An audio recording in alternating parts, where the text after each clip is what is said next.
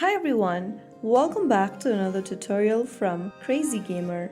Today in this episode we will be learning how to redeem codes in Once Human using your Android device.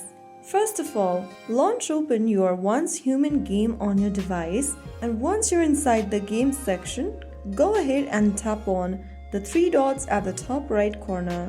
From the expanded menu at the top, select Settings. Inside Settings, go to the bottom of the screen and look for the Redeem Code option and tap on it. On the next page, enter your redemption code in the text box or paste it in correctly.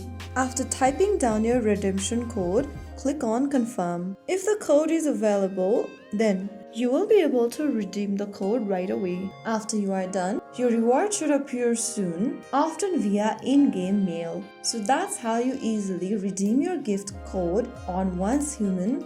If you found the video helpful, don't forget to like, share and subscribe to our channel.